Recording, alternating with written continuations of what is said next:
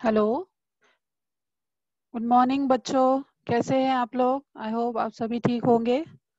ये अपना साइंस का लेक्चर है, साइंस 1 और चैप्टर नंबर 3, धारा विद्युत।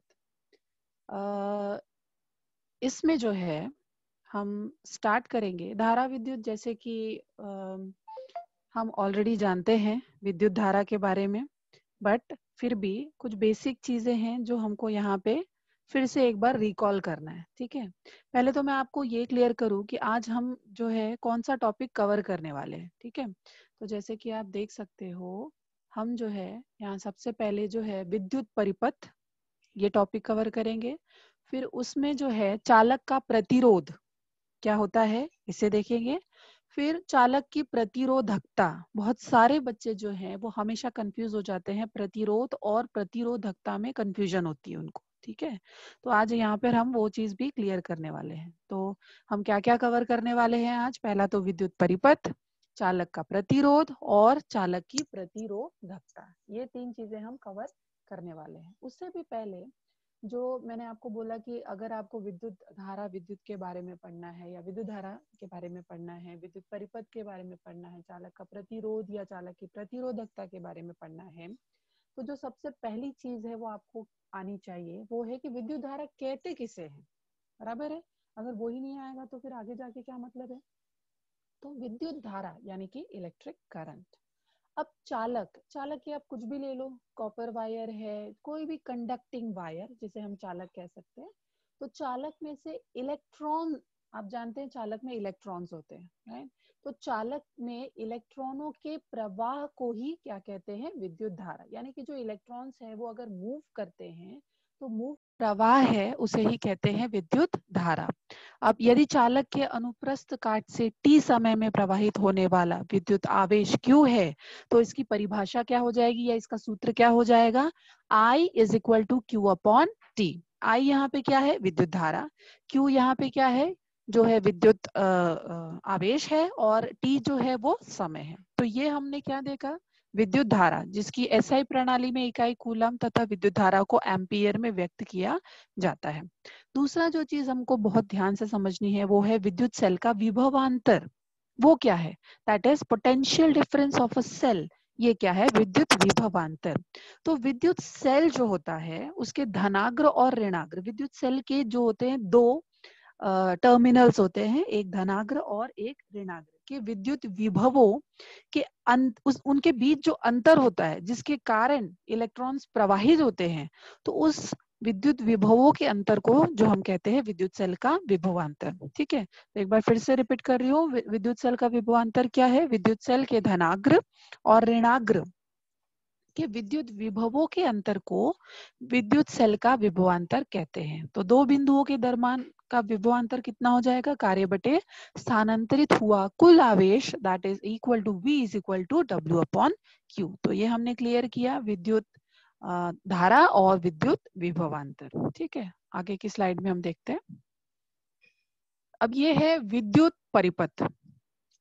जैसे कि बच्चों अपना पहला जो टॉपिक है जिसको हमको कवर करना है वो है विद्युत परिपथ। अब यहाँ पर आप देख सकते हो कि यहाँ पर एक सर्किट बनाया हुआ है। ठीक है, तो ये जो सर्किट है इसमें आप देख सकते हो कि विद्युत सेल, ये जो पोर्शन है ये है विद्युत सेल। जैसे कि एक बड़ी लाइन है और एक छोटी लाइन है। अब इस बड़ी लाइन में पॉजिटिव दर्शाते हैं, छोटी लाइन को नेगेटिव से दर्शाते हैं। तो ये जो सारी चीजें हैं, तो पहला तो विद्युत सेल, दूसरा टैपन कुंजी, तीसरा प्रतिरोधक आपको दिख रहा है, चौथा एमीटर दिख रहा है जिसको श्रेणी क्रम में संयोजित किया गया है, दूसरा वोल्ट मीटर दिख रहा है जिसको समांतर प्रतिरोध से समांतर क्रम में संयोजित किया गया। तो इतनी सारी चीजें जो है इसको एक सुचालक तार, आप कुछ भी ले लो, सुचालक कुचालक, ये मैं आपको लास्ट में क्वेश्चन पूछने वाली हूँ। यहाँ से आपको क्लियर हो जाएगा कि सुचालक क्या है। तो सुचालक तार से इसको जोड़ा गया है। सुचालक का मतलब जिसमें से विद्युत धारा प्रवाहित हो सके, तो उसका उल्टा क्या हो जाएगा? कुचालक, जिसमें से विद्युत धारा प्रवाहित नहीं हो सकती। अब जिसमें से विद्युत धारा प्रवाहित हो रही है उसे आप कॉपर ले लो, एल्यूमिनियम ले लो, और जिसमें से विद्युत धारा प्रवाहित नहीं हो रही है उसमें आप कुछ भी ले लो, वुड ले लो, लकड़ी जो है, और प्लास्टिक जो है। ठीक है, तो ये विद्युत परिपथ हमारा इस तरह से जुड़ा हुआ है। अब विद्युत सेल के दोनों अग्र यानी दोनों टर्मिनल्स, पहला पॉजिटिव और दूसरा नेगेटिव, तो विद्युत सेल के दोनों अग्रों से जोड़ी गई जो चालक तारे हैं और अन्य प्रतिरोध में से प्रवाहित होने वाली विद्युत धारा के अखंड मार्ग को विद्युत परिपथ कहते हैं। ये तो हो गई परिभाषा, ठीक है, ये परिभाषा हुई। तो अब इसको हमको एक्सप्लेन कैसे करना है, देखो ये पूरा सुचालक तार हो गया। अब यहाँ से जो है मेन स्टार्ट हो रहा है विद्युत सेल से, यहाँ पर है टैपन कुंजी। अगर इस टैपन कुंजी को मैं ऑन करूंगी तो विद्युत धारा प्रवाहित होने लगेगी, अगर इसको ऑफ कर दूंगी तो विद्युत धारा प्रवाहित नहीं होगी, ठीक है। अब यहाँ आते हैं एमीटर। एमीटर आप जानते हो कि ये विद्युत धारा नापने के लिए यूज किया जाता है। आगे के स्लाइड्स में मैं आपको एमीटर कैसा दिखता है वो भी दिखाने वाली हूँ। फिर यहाँ पर जो है वोल्ट मीटर, यानी कि वोल्ट मीटर अभी हमने पढ़ा, विद्युत विभवांतर हमने पढ़ा था, करेक्ट है। तो ये विद्युत विभवांतर को नापने के लिए जो है यूज किया जाता है वोल्ट मीटर। अब आते हैं प्रतिरोध पे, जैसे कि आपको इसका मार्ग ही दिख रहा है, ऊपर नीचे ऊपर नीचे ऊपर नीचे दिख रहा है आपको, बराबर है। तो ये जो प्रतिरोध है इसका क्या काम है, किसी भी इसमें हम प्रतिरोध जैसे कि रुकावट पैदा करना, बराबर। अब ये प्रतिरोध को हमने इस विद्युत परिपथ में जोड़ा है, तो किसके लिए रुकावट पैदा करेगा, ये विद्युत धारा के लिए रुकावट पैदा करेगा, ठीक है। तो इसकी जो बेसिक नेचर है वो क्या है, रुकावट पैदा करना, मार्ग अवरुद्ध करना, तो इसे प्रतिरोध कहा जाता है। तो किसका मार्ग अवरुद्ध करेगा ये, जैसे कि करंट, विद्युत धारा का। अब जैसे कि मैंने 1 ओम का रेजिस्टेंस इस विद्युत परिपथ में लगाया है, तो जितनी भी विद्युत धारा प्रवाहित होगी उससे 1 ओम की रुकावट झेलनी पड़ेगी। अब जैसे कि मुझे विद्युत धारा को और कम करना है तो मैं क्या करूं, तो मुझे अगर प्रतिरोध मैंने बढ़ा दिया, 1 ओम से 2 ओम कर दिया, 2 ओम से 3 ओम कर दिया, 4 ओम कर दिया, जितना मुझे विद्युत धारा को कम करना है उतना मुझे प्रतिरोध बढ़ाना पड़ेगा, ठीक है। तो आप समझ गए विद्युत परिपथ का, विद्युत सेल के दोनों अग्रों से जोड़ी गई चालक तारें और अन्य प्रतिरोध में से प्रवाहित होने वाली विद्युत धारा के अखंड मार्ग को विद्युत परिपथ कहते हैं। अब विद्युत परिपथ की जो आकृति है ये सामने बनी हुई है। अब इसमें से जो भिन्न भिन्न घटक है वो भी हमने देखे। पहले कौन सा है, विद्युत सेल, दूसरा जो है अमीटर है, वोल्ट मीटर है, टैपन कुंजी है, प्रतिरोध है, सुचालक तारे हैं, और यहाँ पर आप एरो का निशान भी देख रहे हो। जो एरो का निशान है वो हमेशा विद्युत धारा के प्रवाहित होने की दिशा को दर्शाता है, ठीक है। जैसे एरो का निशान जो है वो विद्युत धारा की दिशा को दर्शाता है। अब इसके अंदर जो एक एक चीज ज्वाइन की हुई है उस एक एक चीज को हम और भी संक्षिप्त रूप में देखते हैं यहाँ पे। जैसे आप यहाँ पर देखो, सबसे पहला जो है विद्युत सेल। आप जानते हो बाजार में अब जो है बहुत अलग अलग प्रकार के विद्युत सेल हमको देखने को मिलती है, जैसे कि बैटरी सेल है, निकेल सेल है, और ये जो यहाँ पर जो पीपीटी में जो सेल दिखाया गया है वो तो बहुत ही बेसिक सेल है। आप जो है खिलौनों में यूज करते हैं, रिमोट कंट्रोल में यूज करते हैं, एसी का रिमोट कंट्रोल, हर जगह ये बैटरी, टॉर्च में इस तरह की बैटरीज जो है वो थोड़ी और मोटी बैटरियां होती हैं वो यूज की जाती हैं। तो ये है विद्युत सेल। आपने बहुत बार देखा होगा जब आप उसको ध्यान से देखते हो तो यहाँ पर एक पॉजिटिव रहता है निशान और एक नेगेटिव निशान रहता है। तो ये जो चिन्ह यहाँ पर बनाया गया है पॉजिटिव और नेगेटिव का, ये वही है, एक पॉजिटिव यानी कि धनाग्र सिरा, दूसरा नेगेटिव यानी कि ऋणाग्र सिरा। तो इसका क्या उपयोग है हम जानते हैं, इसका उपयोग चालक के सिरों के बीच विभवांतर प्रयुक्त करना ही इसका उपयोग है, ठीक है। अगर चालक के सिरों के बीच मैंने विभवांतर प्रयुक्त किया तो ही जो है मैं विद्युत धारा प्रवाहित कर सकूंगी, ठीक है ना। तो ये विद्युत सेल है। अब जैसे आप यहाँ पर देख रहे हैं सेकंड वाले में कि ये विद्युत सेल एक के पीछे एक बहुत सारा विद्युत सेल लगाया गया है। तो उससे क्या हुआ, उससे जो है इसका पावर बढ़ा दिया गया। जैसे कि मैंने आपको प्रतिरोध के बारे में समझाया था कि जैसे 1 ओम का प्रतिरोध है तो उसका पावर डेफिनेटली कम होगा, तो वो जो विद्युत धारा है उसे कम पावर से वो रुकावट पैदा कर सकेगा। लेकिन अगर उसी जगह पे मैंने 5 ओम का प्रतिरोध लगा दिया तो क्या होगा, उसकी पावर बढ़ जाएगी और विद्युत धारा को रोकने की उसकी क्षमता भी बढ़ जाएगी।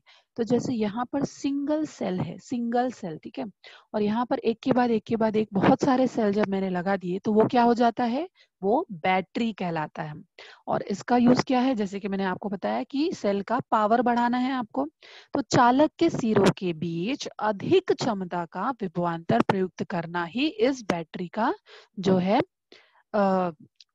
एम है। करेक्ट है। तो अधिक क्षमता का विभवांतर प्रयुक्त करना मतलब अत्यधिक विद्युत धारा प्रवाहित कर सकते हैं। तो ये दो चीजें आपको क्लियर हो गई, विद्युत सेल और विद्युत बैटरी में फर्क आपको समझा है। नेक्स्ट है खुली टैपन कुंजी या प्लग कुंजी। ये देखो बच्चों, ये कुछ इस तरह से है जैसे कि आप फैन ऑन करते हो, फैन ऑन करते हो तो वो बंद टैपन कुंजी हो जाती है, मतलब वो स्टार्ट हो गया हो। अब ये खुली टैपन कुंजी है, देखो इस तरह का टैपन कुंजी है और इसके बीच में जो है डॉट नहीं है। अगर डॉट का निशान नहीं है, इसका मतलब ये है कि चालक के दोनों सिरों के बीच संपर्क तोड़कर विद्युत प्रवाह को बंद करना। जैसे जब आपको फैन की जरूरत नहीं होती है तब आप क्या करते हो, स्विच ऑफ कर देते हो। स्विच ऑफ करते हो तो क्या होता है कि चालक के जो दोनों सिरे हैं उनके बीच जो संपर्क है वो टूट जाता है, और अगर संपर्क टूट गया है तो विद्युत धारा का प्रवाह भी बंद हो जाता है। तो ये जो हमने देखा अभी वो किसका डायग्राम था, खुली टैपट कुंजी या प्लग कुंजी का। नेक्स्ट अब देखो इसको बंद किया गया है, यानी कि ऑन किया गया है, बंद किया गया है। देखो नाम थोड़े से दोनों कॉन्ट्रोडिक्टरी है। बंद किया गया है यानी कि ऑन किया गया है प्लग कुंजी। तो यहाँ पे जब ये देखो चित्र, यहाँ पर जो डायग्राम है उसमें आपने क्या किया है, डॉट कर दिया है। ठीक है। तो इन दोनों में फर्क समझना बहुत जरूरी है।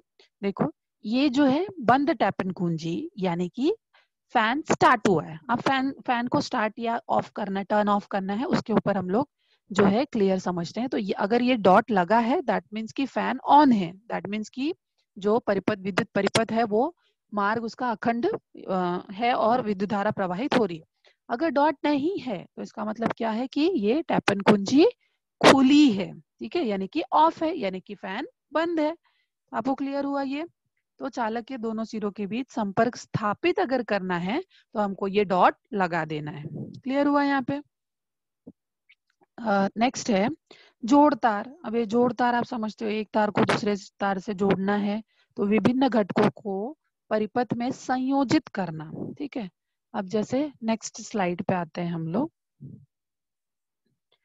विद्युत प्रतिरोध। ये देखो ये जो डायग्राम है, एक सेकेंड,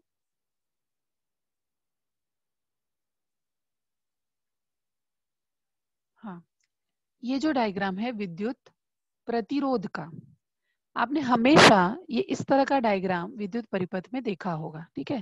तो अब ये विद्युत प्रतिरोध जो मैंने आपको बताया कि इसका क्या काम है, विद्युत प्रतिरोध का, इसका काम ये है विद्युत प्रतिरोध का कि ये परिपथ में जाने वाली विद्युत धारा को नियंत्रित कर सके। बराबर है।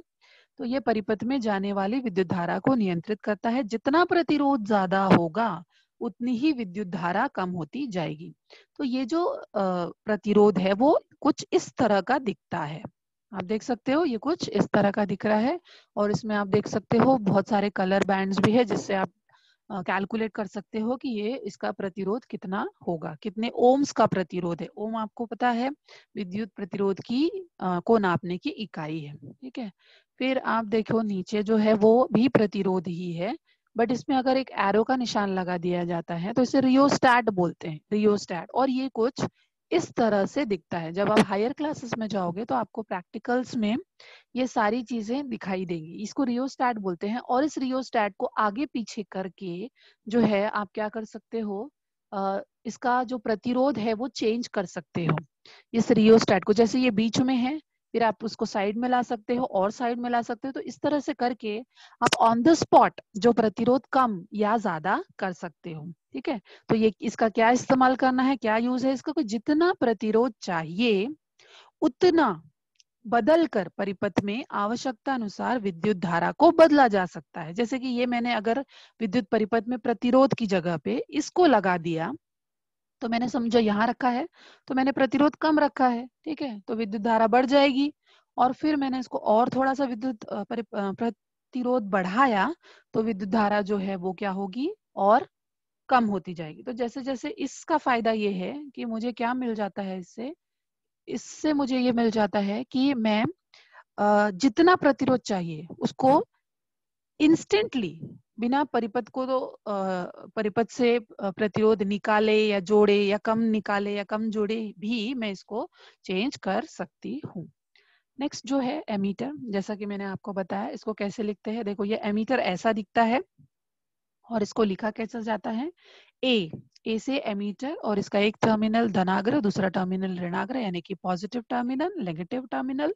और इस एमीटर का यूज क्या है, तो परिपथ में विद्युत धारा का मापन करना, और श्रेणी क्रम में इसको जोड़ा जाता है। ठीक है। दूसरा जो है वोल्ट मीटर। वोल्ट मीटर देखो बच्चों ऐसा दिखता है, ammeter voltmeter exactly same ही है, बट आप यहाँ पे देखोगे एमीटर में ए लिखा हुआ है, जिससे हमको समझ में आता है कि ये जो है एमीटर है। और वोल्ट मीटर में आप देखोगे वी लिखा है। ठीक है। तो वोल्ट मीटर वी, और इसके भी दो टर्मिनल्स है, एक पॉजिटिव है और एक नेगेटिव है। तो इस वोल्ट मीटर का क्या यूज है कि विभवांतर को नापना, यानी कि परिपथ में जितना भी विभवांतर उत्पन्न हुआ है, ये वोल्ट मीटर हमें उसको नाप कर दिखाता रहेगा। ठीक है। नेक्स्ट स्लाइड देखते हैं हम लोग। ओके, नेक्स्ट स्लाइड में है जोड़तार। और ये हमने देखा पहले कि विभिन्न घटकों के परिपथ में संयोजित करना, जैसे कि एमीटर है, वोल्ट मीटर है, प्रतिरोध है, विद्युत सेल है, टैपन कुंजी है। तो ये हम सिर्फ उठाकर रख देंगे, उससे तो कुछ होगा नहीं। तो होगा किससे, हमको सुचालक तारों से इनको जोड़ना पड़ेगा। बराबर है। तो ये जोड़तार है। अब जैसे दूसरा है कि एक दूसरे के ऊपर से जाने वाली चालक तारें, जैसे ये देखो एक रेड लाइन है, एक ब्लू लाइन है। तो ये एक दूसरे के ऊपर से अगर जा रही है तो उसको इस तरह से दर्शाया जाता है। देखिए किस तरह से, इसको कुछ इस तरह के सर्किट से या इस तरह के सिंबल से दर्शाया जाता है। इसलिए दर्शाया जाता है ताकि पता चले कि कौन सा वायर कहाँ पर जा रहा है और कोई कंफ्यूजन ना हो। नेक्स्ट है विद्युत बल्ब। विद्युत बल्ब आप जानते हो, हम एलईडी लगाते हैं, विद्युत बल्ब लगाते हैं। अगर विद्युत परिपथ में विद्युत बल्ब लगाया गया है तो विद्युत बल्ब या तो इस तरह से दिखाएंगे, जैसे देखो येलो और व्हाइट है, या फिर इसको इस तरह से दिखाते हैं। देखो विद्युत परिपथ में विद्युत बल्ब को कुछ इस तरह से दिखाया जाता है। अगर विद्युत बल्ब प्रवाहित, अगर विद्युत धारा प्रवाहित हो रही है तो उसे कुछ इस तरह से दिखाया जाएगा। अगर विद्युत धारा प्रवाहित हो रही है बच्चों, तो बल्ब जलने लगेगा, और बल्ब जलने लगेगा तो वो येलो कलर का दिखता है। तो इसलिए इसको यहाँ पे येलो कलर का दिखाया है। इससे ये समझ में आता है कि विद्युत परिपथ में विद्युत धारा प्रवाहित हो रही है और बल्ब जो है वो चमक रहा है। अगर इसको कुछ इस तरह से दिखाया जाए, व्हाइट कलर का बल्ब दिखाया गया है, इसका मतलब बल्ब तो लगा हुआ है विद्युत परिपथ में, लेकिन चाहे किसी भी कारण से जो है, या तो एमीटर ठीक से नहीं जुड़ा है, या वोल्ट मीटर ठीक से नहीं जुड़ा है, या सेल ठीक से नहीं जुड़ा है, या जो भी कारण हो उसकी वजह से जो है बल्ब प्रकाशित नहीं हो रहा है। अगर बल्ब प्रकाशित नहीं हो रहा है तो डेफिनेटली कोई प्रॉब्लम है, क्योंकि विद्युत परिपथ में विद्युत धारा ठीक से प्रवाहित नहीं हो पा रही है, या मार्ग जो है उसका वो अखंड नहीं है, जिसके कारण से बल्ब प्रकाशित नहीं हो रहा है। तो आई होप आप समझे हो। अगर विद्युत धारा के प्रवाहित होने की जांच करने के लिए ही बल्ब लगाया गया है। अगर बल्ब अप्रकाशित है तो इसका मतलब है कि विद्युत धारा प्रवाहित नहीं होती है, और बल्ब प्रकाशित है इसका मतलब है कि विद्युत धारा प्रवाहित हो रही है। ये आपको क्लियर हुआ है बच्चों? आगे की स्लाइड में हम देखते हैं।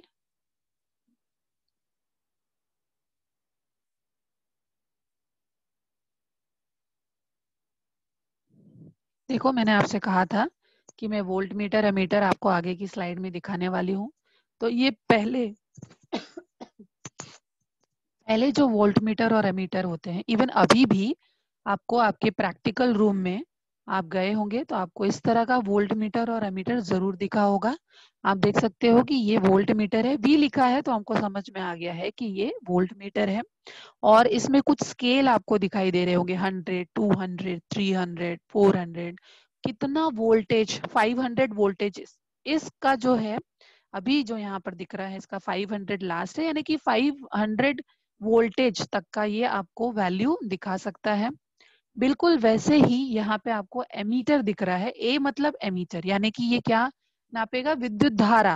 विद्युत धारा को ये इंस्ट्रूमेंट जो है मेजर कर सकता है। इसमें आप देख सकते हो 50, 100, 150, 200 तक का मेजरमेंट बना हुआ है और इसकी सहायता से हम नाप सकते हैं कि इसमें कितनी विद्युत धारा प्रवाहित हो रही है।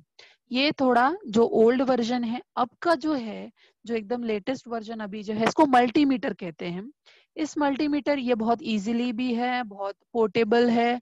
आपके घरों में भी आपने देखा होगा कि ये रखा जाता है, जैसे कि मैंने अपने पास भी ये रखा हुआ है। हमें एक्सपेरिमेंट करना है तो हम ये जो इजी इंस्ट्रूमेंट है ये रखना ज्यादा पसंद करते हैं। अब इस इंस्ट्रूमेंट में आप देखोगे तो एक साइड में जो यहाँ पर है ये वोल्टेज का साइड है और एक साइड में जो है ये आपको एमीटर भी दिखाता है और दूसरे साइड में ये आपको रेजिस्टेंस भी दिखाता है और इसीलिए इसका नाम क्या है, मल्टीमीटर। वोल्ट मीटर, एमीटर, प्रतिरोध सब दिखाता है वो, उसका नाम है मल्टीमीटर। आप इसमें देख सकते हो एक रेड वायर गया है और एक ब्लैक वायर गया है, यानी कि इसके भी दो टर्मिनल्स है, एक पॉजिटिव और एक नेगेटिव टर्मिनल है। जब हम इसको परिपथ में इन दो टर्मिनल्स की सहायता से जोड़ते हैं तो हम जो नॉब है उसको अगर वोल्ट मीटर के साइड रखते हैं तो हमको वोल्टेज पता चल जाता है कि सर्किट में, विद्युत परिपथ में कितना वोल्टेज है। और अगर जो है एमीटर के साइड रखते हैं तो हम नाप सकते हैं कि उसमें कितना विद्युत धारा प्रवाहित हो रही है। तो ये मल्टीमीटर जो है ये एक ही इंस्ट्रूमेंट है और इससे जो है बहुत सारी चीजें जो है हमको पता चल जाती हैं, हम फाइंड आउट कर सकते हैं, इसलिए इसका नाम क्या है, मल्टीमीटर। आई होप ये क्लियर हुआ है बच्चों आपको। नेक्स्ट जो है हम पढ़ने वाले हैं चालक का प्रतिरोध। जैसे कि आप जानते हो कि हर एक चालक, चालक जैसे कि मैंने आपको बताया, सुचालक और कुचालक मैंने आपको बताया। सुचालक जिसमें से विद्युत धारा प्रवाहित हो सकती है, कुचालक जिसमें से विद्युत धारा प्रवाहित नहीं होती है। ठीक है, तो अब जो है सुचालक, चालक का प्रतिरोध, चालक में अत्यधिक हर एक चालक में, कोई भी चालक आप ले लीजिए, इसमें अत्यधिक संख्या में मुक्त इलेक्ट्रॉन्स होते हैं। अब आप पूछेंगे ये मुक्त इलेक्ट्रॉन्स क्या है। आप जानते हैं किसी भी धात्विक विद्युत चालक, किसी भी धात्विक विद्युत चालक के प्रत्येक परमाणु के पास एक या एक से अधिक इलेक्ट्रॉन ऐसे होते हैं जो परमाणु के केंद्र से अत्यधिक क्षीण बल से आबद्ध रहते हैं और उन्हें ही मुक्त इलेक्ट्रॉन्स कहते हैं। और ये जो मुक्त इलेक्ट्रॉन्स है वो निरंतर गति करते रहते हैं, हमेशा घूमते रहते हैं। चालक के सिरों पर विभवांतर प्रयुक्त करने पर यह इलेक्ट्रॉन निम्न विभव वाले सिरे से उच्च विभव वाले सिरे की ओर जाने लगते हैं। जैसे कि आप समझो कि आप क्लास में बैठे हो, ठीक है, आप क्लास में बैठे हो और क्लास में टीचर नहीं है। अगर क्लास में टीचर नहीं है तो आप क्या करते हो, आप अपने बेंच पे बैठते हो क्या? बिल्कुल नहीं, है ना बच्चों। आप क्या करते हो, एक बच्चा दूसरे बेंच पे, दूसरा बच्चा चौथे बेंच पे, सब अपनी जगह छोड़ छोड़ के कहीं भी घूमते रहते हैं, जिससे क्या कह सकते हो आप, रैंडम रैंडम मोशन, किसी भी तरह से आप लोग घूम रहे। बट जैसे ही क्लास में टीचर की एंट्री होती है सब फटाफट अपने बेंचेस पे जाकर बैठ जाते हैं, एकदम सिस्टमैटिक बिहेव करने लगते हैं, है कि नहीं बच्चों। तो ये जो चालक के मुक्त इलेक्ट्रॉन्स है इनका भी कुछ वैसा ही बिहेवियर है। जैसे अभी आप यहाँ पर डायग्राम में देख सकते हो, तार में इलेक्ट्रॉन्स की यादृच्छिक गति। अब जब विद्युत चालक तार विद्युत सेल से जोड़ी नहीं गई है, यहाँ पे पहले वाले में आप देख सकते हो कि ये चालक तार है जो सेल, किसी भी सेल से नहीं जोड़ी है। दूसरा जो तार है वो जो है एक विद्युत सेल से जोड़ दी गई है। तो दोनों में क्या फर्क हो रहा है, तो जिसमें विद्युत सेल से जोड़ी नहीं गई है उसके मुक्त इलेक्ट्रॉन उसके अन्य परमाणुओं के बीच सभी दिशाओं में मुक्त रूप से गति कर रहे हैं। परंतु दूसरे वाले डायग्राम में जैसे ही उसको विद्युत सेल से जोड़ा जा रहा है, टैपन कुंजी ऑन किया जा रहा है, तो होता क्या है, देखो इलेक्ट्रॉन्स, इलेक्ट्रॉन्स जो कि कैसे आवेश होता है इलेक्ट्रॉन्स पे हमने पढ़ा था। परमाणु, परमाणु सबसे छोटी इकाई, परमाणु के अंदर न्यूक्लियस, न्यूक्लियस यानी केंद्र, केंद्र के अंदर कौन होते हैं, प्रोटॉन्स और न्यूट्रॉन्स, और उनके बाहर कक्षाओं में कौन घूमते रहते हैं, इलेक्ट्रॉन्स। तो प्रोटॉन्स पे कौन सा आवेश होता है बच्चों, याद है कुछ, प्रोटॉन्स पे होता है पॉजिटिव इलेक्ट्रॉन, न्यूट्रॉन्स पे जो है आवेश रहित होता है, और जो कक्षाओं में निरंतर घूमते रहते हैं वो है इलेक्ट्रॉन्स। इलेक्ट्रॉन्स होते हैं नेगेटिवली चार्ज्ड, क्लियर। तो जो इलेक्ट्रॉन्स जो ऋणात्मक आवेश होते हैं वो ऋणात्मक होने के कारण, निम्न विभव होने के कारण हमेशा धन सिरे पे या उच्च विभव की ओर प्रवाहित होते हैं। इन्हीं इलेक्ट्रॉनों के प्रवाहित होने से तार से विद्युत धारा बहने लगती है। तो अब आपको समझा विद्युत धारा, जो मैंने आपको शुरू में डेफिनेशन बताया कि विद्युत धारा किसे कहते हैं। तो चालक में इलेक्ट्रॉनों के प्रवाह को ही, ये जो चालक है इसमें जो इलेक्ट्रॉन्स मूव कर रहे हैं नेगेटिवली चार्ज होने की वजह से ये पॉजिटिव सिरे की तरफ मूव कर रहे हैं, तो इनका जो मूवमेंट है इसी को क्या कहते हैं, विद्युत धारा कहते हैं। अब हम क्या पढ़ रहे हैं, चालक का प्रतिरोध। तो इन्हीं इलेक्ट्रॉनों के प्रवाहित होने से तार से विद्युत धारा बहने लगती है और इलेक्ट्रॉनों की ये जो गतिविधि है अनियमित औसत चाल द्वारा शुरू होती है। ठीक है, तो इस प्रकार के इलेक्ट्रॉनों के प्रवाह के कारण विद्युत धारा जो है निम्न इससे जो गतिशील हो रही है उच्च विभव की ओर। तो ये जो गतिशील इलेक्ट्रॉन है इनके मार्ग में आने वाले परमाणु जो है वो आयनों से टकराते हैं, बराबर है। तो इस प्रकार के आघात या टकराव या जो इस तरह की जो भिड़त होती है किससे, परमाणु से, इलेक्ट्रॉनों से और आयनों से, तो उनके कारण जो इलेक्ट्रॉनों में जो गति, उनकी इलेक्ट्रॉनों की जो गति में रुकावट होती है, जो रुकावट उत्पन्न होती है उससे उस विद्युत धारा का विरोध होता है और इस विरोध को ही चालक का प्रतिरोध कहते हैं। आई होप आपको ये क्लियर हुआ है बच्चों। ठीक है, फिर से मैं आपको बताती हूँ कि इस प्रकार इलेक्ट्रॉन जो प्रवाहित होते हैं तो वो जो है उनके मार्ग में परमाणु आयनों से टकराने लगते हैं और इस आघात के कारण इलेक्ट्रॉनों की गति में जो है रुकावट उत्पन्न होती है जिससे विद्युत धारा का विरोध होता है और उसे ही चालक का प्रतिरोध कहते हैं। अब आप पूछेंगे कि फिर ये हो गया चालक का प्रतिरोध, ये तो बहुत इजी था। फिर चालक की प्रतिरोधकता क्या है, तो एक्चुअली बच्चों चालक का प्रतिरोध और प्रतिरोधकता जो है वो एग्जैक्टली सेम हो सकती है। प्रतिरोधकता मतलब क्या है, प्रतिरोधकता यानी रेजिस्टिविटी। रेजिस्टिविटी जो है ये मेजरमेंट है, it is a measure of how strongly a material opposes the flow of electric current। यानी कि रेजिस्टिविटी कितना स्ट्रांगली जो है वो मटेरियल जो है, जो चालक है वो अपोज कर रहा है, प्रतिरोध कर रहा है किसे, फ्लो ऑफ इलेक्ट्रिक करंट को। तो दिस इज कॉल्ड रेजिस्टिविटी।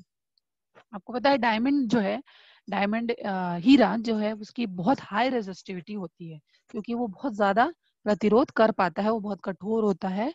ठीक है, तो रेजिस्टिविटी अगर आप देखेंगे, प्रतिरोधकता, तो इसकी परिभाषा पहले देख लेते हैं कि विशिष्ट तापमान पर चालक का प्रतिरोध R सुचालक के द्रव्य, चालक की लंबाई और अनुप्रस्थ काट के क्षेत्रफल पर निर्भर करता है। तो यहाँ पे ये दो चीजें बहुत ज्यादा इंपॉर्टेंट है। सबसे पहली जो है वो है चालक की लंबाई L, इस पे बहुत ज्यादा डिपेंडेंट करता है और उसका क्षेत्रफल A, इन दोनों पे ये बहुत ज्यादा निर्भर करता है। कौन, चालक की प्रतिरोधकता। मैं फिर से आपको एक बार बता दूं, विशिष्ट तापमान पे चालक का प्रतिरोध R सुचालक के द्रव्य, चालक की लंबाई, अनुप्रस्थ काट के क्षेत्रफल पर निर्भर करता है। क्लियर। अब यहाँ पर जो है हम आगे की स्लाइड में देखते हैं, इसको जो है रेजिस्टिविटी जो है इसको कैसे डिराइव करेंगे। अब हम जानते हैं चालक का प्रतिरोध R है, तो R जो है, अब यहाँ पर देखेंगे कि आप देखो R जो है वो L से डायरेक्टली प्रोपोर्शनल है, यानी कि समानुपात है। इसका मतलब अगर मेरा जो चालक की लंबाई अगर बढ़ेगी तो उसका प्रतिरोध भी बढ़ेगा, ये दोनों जो है समानुपात में है। लेकिन आप यहाँ पर देखो कि यहाँ पर जो है ये विलोमानुपात में है, आपको ये दिखेगा इनवर्सली प्रोपोर्शनल, यानी कि जो A को क्षेत्रफल अगर मैं क्षेत्रफल बढ़ा दूं अगर, तो चालक का जो प्रतिरोध है वो कम हो जाएगा, यानी कि बड़ा क्षेत्रफल है तो प्रतिरोध कम हो जाएगा। तो इन दोनों को अगर साथ में लिखा जा रहा है, यानी कि दोनों को कंबाइन कर दिया जाए, तो मुझे आंसर मिलेगा कि प्रतिरोध जो है वो जो लंबाई है उसके समानुपात है, लेकिन जो क्षेत्रफल है उसके क्या है, विलोमानुपात है। तो मुझे ये वाला सूत्र मिला। अब जब समानुपात यहाँ से हटता है, स्थिरांक हटता है, तो यहाँ पर क्या आता है, रो, यानी कि ये क्या है, समानुपात का स्थिरांक है और ये जो रो है इसी को कहते हैं रेजिस्टिविटी। इस स्थिरांक को चालक पदार्थ की प्रतिरोधकता कहते हैं। और SI प्रणाली में, यानी इसकी इकाई अब देखते हैं, इसकी इकाई जो है वो ओम मीटर है। प्रतिरोधकता पदार्थ का विशेष विशेषतापूर्ण गुणधर्म होने के कारण विभिन्न विभिन्न पदार्थों की प्रतिरोधकता भी भिन्न होती है। अब जैसे आप ये देखो, नेक्स्ट स्लाइड में देखते हैं हम, हमारे पास कुछ जो चालक हैं उनकी जो है प्रतिरोधकता दी हुई है। जैसे कि यहाँ पे मैंने आपको बताया कि ये रो जो है समानुपात का स्थिरांक है, और स्थिरांक को चालक पदार्थ की प्रतिरोधकता कहते हैं। इसकी इकाई जो है वो ओम मीटर है। और जो कुछ चालक पदार्थ है उसकी प्रतिरोध, जैसे देखो तांबा है 1.7 × 10⁻⁸ ओम मीटर है। हीरा आप देखोगे सबसे ज्यादा है इसकी रेजिस्टिविटी 1.60 × 10⁻13 से इतना ज्यादा इसकी प्रतिरोधकता है। अब जैसे यहाँ पे कुछ साइंटिस्ट हैं, जैसे कि जर्मन भौतिक वैज्ञानिक जॉर्ज सैन, ओम्स हम जानते हैं, जिन्होंने ओम का नियम दिया था हमें, ठीक है ना। और उनके सम्मान में प्रतिरोध की जो इकाई है उसको ओम नाम दिया गया है। इन्होंने ओम का नियम दिया था और इन्हीं के सम्मान में जो है प्रतिरोध की जो इकाई है उसको ओम नाम दिया गया। तो ओम का नियम आप, आई होप आप सभी जानते हैं ओम का नियम। चालक में से प्रवाहित होने वाली विद्युत धारा I और उस चालक के दोनों सिरों के बीच विभवांतर V, इसमें उन्होंने जो है नियम बताया था हमें कि चालक की भौतिक अवस्था अगर अपरिवर्तित रहे तो चालक में से प्रवाहित होने वाली विद्युत धारा उस चालक के दोनों सिरों के बीच के विभवांतर के समानुपात होती है। अब जैसे यहाँ पर जो है फ्रेंच गणितज्ञ और वैज्ञानिक एम्पियर, जो ये एम्पियर हैं, इन्होंने जो है हम अचालक तार में से बहने वाली विद्युत धारा का मापन हम कर सकते हैं, तो इनके कारण कर सकते हैं। इसीलिए जो इंस्ट्रूमेंट है जो विद्युत धारा का मापन कर सकता है उसे नाम दिया गया एम्पियर, ठीक है। अब यहाँ पर जो है इटली के वैज्ञानिक अलेक्जेंड्रो वोल्टा, जिन्होंने सबसे पहला विद्युत सेल बनाया, और उनके सम्मान में विभवांतर की इकाई का नाम दिया गया वोल्ट, ठीक है। अब जैसे ये एक्टिविटी है आप लोगों के लिए बच्चों, तो हम इसमें जो है बहुत ही सिंपल एक्टिविटी है, बहुत ही इजी एक्टिविटी है। तो इसमें हम देखते हैं कि जैसे कि डायग्राम्स दिए हुए हैं, यहाँ पर एक सेल दिया हुआ है, ठीक है, और यहाँ पे जो है बल्ब जोड़ा गया है, और यहाँ पर अलग अलग जो हैं तरीके दिए हैं या फिर अलग अलग चीजें जोड़ी हैं। सुचालक तार से इनको अलग अलग कॉन्फ़िगरेशन में जोड़ा गया है। जैसे कि पहला जो है उसमें जो है कीज को जोड़ा है, चाबी को जोड़ा है। तो आप जानते हो चाबी जो है सुचालक होता है, राइट। तो ये जो है बल्ब जलने लगा है, पर फिर भी इसमें कुछ तो गलत है, क्योंकि पहला क्वेश्चन है बाजू में दी गई आकृति में क्या गलत है उसे ढूंढना है। फिर दूसरी आकृति में क्या गलत है, तीसरी आकृति में क्या गलत है, चौथी आकृति में क्या गलत है, ये हमको ढूंढना है। हमको मतलब आपको ढूंढना है, राइट। और आपको मुझे एक एक करके जवाब देना है। और दूसरा क्वेश्चन है जो ABCD बल्ब, बहुत सारे ABCDE इस तरह की जो आकृति दी है, तो इसमें आपने मुझे बताना है कि BCD में बल्ब क्यों नहीं जल रहा है। ओके, हम स्टार्ट करेंगे बच्चों, 1 बाय 1 एक एक जन आप रेज हैंड करोगे तो आप इसका जवाब दे पाओगे। अब जैसे पहला वाला जो है जिसमें चाबी है, तो इस आकृति में क्या गलत है वो आप मुझे बताओगे। अगर आप नहीं बता पाओगे तो फिर मैं बताऊंगी, कोई बात नहीं है, बताइए। हाँ, पहले अपना नाम बताइए फिर मुझे बताइए कि इस आकृति में क्या गलत है। हेलो हाँ हाँ बोलो, मोहम्मद बोलो। टीचर, ये जो तीसरी आकृति है पहली उसके पहली अंदर पहली पहली आकृति, पहली स्क्रीन पे दिख टीचर, रहा है। ये बी वो वाला नहीं, जिसका जॉइंट नहीं है आकृति का। चाबी वाला सबसे पहले ऊपर है ना, चाबी वाली आकृति जो है उसमें क्या गलत है बताओ मुझे।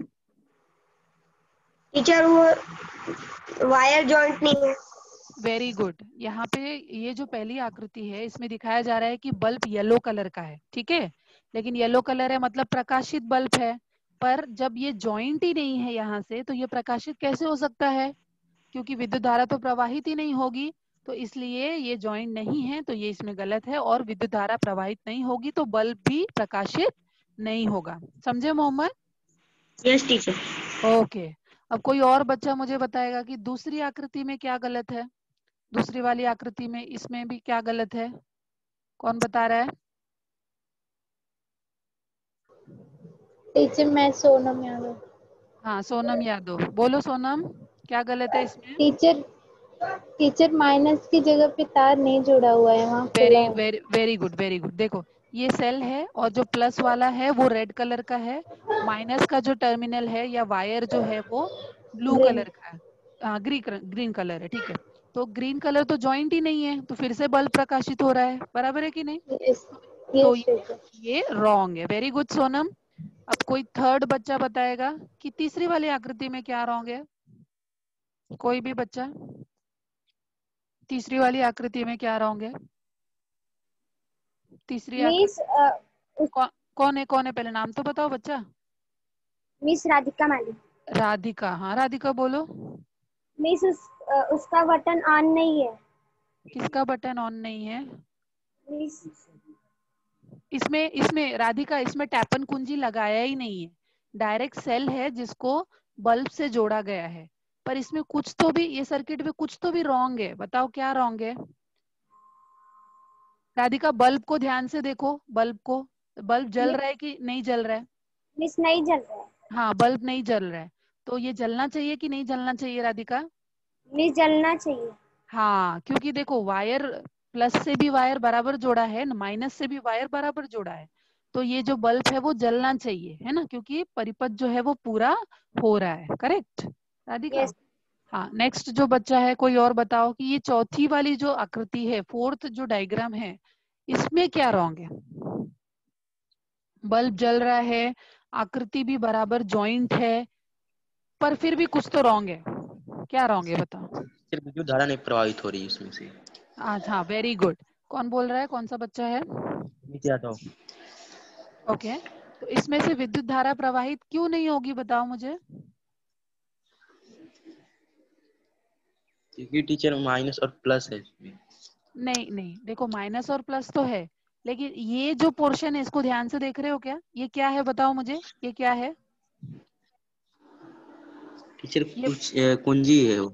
नहीं, ये देखो यहाँ पे लिखा है ना, ये रबर का नहीं टुकड़ा, टीचर, रबर का टुकड़ा दिखा? रबर का टुकड़ा है। हाँ, तो रबर का टुकड़ा सुचालक होता है कि कुचालक होता है? रबर के टुकड़े में से विद्युत धारा प्रवाहित होती है कि नहीं होती है? नहीं होती है। नहीं तो होती है। देखो हम जब कुछ स्विच का काम करने जाते हैं, या नहीं आपके होती है घर में टीचर। आपके पापा या मम्मी कुछ स्विच का काम करने जाती है, तो हम बोलते हैं ना कि रबर के दास्ताने पहन लो या फिर रबर का चप्पल पहन लो, है यस ना, टीचर। क्योंकि ताकि हाँ। उसमें से कोई विद्युत धारा प्रवाहित ना हो पाए। तो यहाँ पे परिपथ तो बराबर बराबर जल रहा है, आई मीन जोड़ा गया है, लेकिन यहाँ पे जब रबर का टुकड़ा जोड़ दिया है ना, तो वो परिपथ प्रवाहित ही नहीं होगा, विद्युत धारा प्रवाहित ही नहीं होगी। और जब विद्युत धारा प्रवाहित ही नहीं होगी तो बल्ब कैसे जलेगा? तो ये आकृति भी रॉन्ग है। Very good. चलो गलत है नहीं, टीचर। हाँ, फिर नेक्स्ट आते हैं नीचे आकृति में बी। अच्छा देखो, ए जो आकृति है वो बिल्कुल सही है, एक सेल है, फिर यहाँ से एक तार है, यहाँ से एक तार है। एक्चुअली देखा जाए तो ये भी जो है जलना नहीं चाहिए, ए आकृति भी, क्योंकि बीच में ब्लू वाला देखो जो है कट किया हुआ है। बी आकृति में बल्ब क्यों नहीं जल रहा है बताओ? बी आकृति में ये टीचर उसका तार नहीं जुड़ा है ब्लू हाँ वाले का। हाँ करेक्ट, बी वाले का तार नहीं जुड़ा है, वैसे ही सी वाले का तार भी नहीं नहीं जुड़ा जुड़ा है। है। डी वाले में क्या प्रॉब्लम है बताओ? डी वाले डायग्राम में क्या एक प्रॉब्लम ही है? साइड दोनों तार जोड़ दिए, एक में नहीं जोड़ा है। Very good. सेल के दोनों सिरों पे तार जुड़ा होना बहुत ज्यादा जरूरी है, पॉजिटिव पे भी और नेगेटिव पे भी। जब एक ही सिरे पे जोड़ दोगे तो विद्युत धारा प्रवाहित ही नहीं होगी, विभवांतर ही प्रयुक्त नहीं होगा, तो बल्ब नहीं जलेगा। करेक्ट? ठीक है, अब चलते हैं आगे वाली स्लाइड पे। अब जैसे मैंने आपको बताया था कि मैं आपको पूछूंगी सुचालक कुचालक किसे कहते हैं, तो जैसे सुचालक किसे कहते हैं, कोई भी एक बच्चा जल्दी से बता दो, क्योंकि आप जानते हो आंसर। सुचालक किसे कहते हैं? माइक चालू कर दिए। वो माइक चालू हो गया। हाँ माइक चालू है, आप बोल सकते हो। सुचालक किसे कहते हैं बताओ? जिसमें से विद्युत धारा प्रवाहित हो। हाँ, जिसमें से विद्युत धारा प्रवाहित हो। अभी जैसे ये एग्जाम्पल है, जैसे पानी, पानी सुचालक है ना, विद्युत धारा प्रवाहित होती है, क्योंकि हम बोलते हैं जैसे बहुत बारिश होती है तो गीली दीवार वगैरह को टच नहीं करना चाहिए, क्योंकि उसमें से विद्युत धारा प्रवाहित हो जाती है। हम जैसे ये कॉपर है, कॉपर के बर्तन जो है विद्युत धारा और ऊष्मा दोनों के सुचालक हैं। फिर एल्यूमिनियम है, तो ये सारी चीजें क्या है? सुचालक, यानी कि जिसमें से विद्युत धारा प्रवाहित होती है। अब जैसे ये कुचालक, कुचालक का परिभाषा बता दो, कुचालक की क्या परिभाषा है? में जिसमें से विद्युत धारा प्रवाहित नहीं होती है। वेरी गुड, जिसमें से विद्युत धारा प्रवाहित नहीं होती है। तो जैसे अभी प्लास्टिक है, रबर बैंड है, अभी रबर का देखा, रबर की टुकड़ी की वजह से विद्युत धारा प्रवाहित नहीं हो पा रही थी। फिर ये लकड़ी है, तो ये सारी चीजें जो है वो विद्युत धारा की कुचालक पदार्थ है। ठीक है बच्चों, तो अभी टाइम भी खत्म होने जा रहा है। तो और कुछ डाउट है? सबको समझा है क्या? पहले वो बताओ, सबको समझा है ये?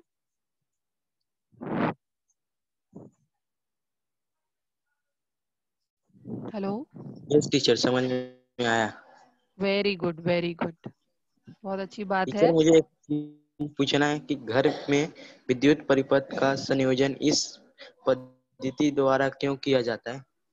समांतर, घर में जो है समांतर जो संयोजन पद्धति द्वारा किया जाता है, क्योंकि समांतर में जब जोड़ा जाएगा तो अगर एक जो उपकरण है अगर वो खराब हो जाता है तो बाकी उपकरण जो है वो खराब नहीं होंगे। अगर श्रेणी क्रम में जोड़ोगे,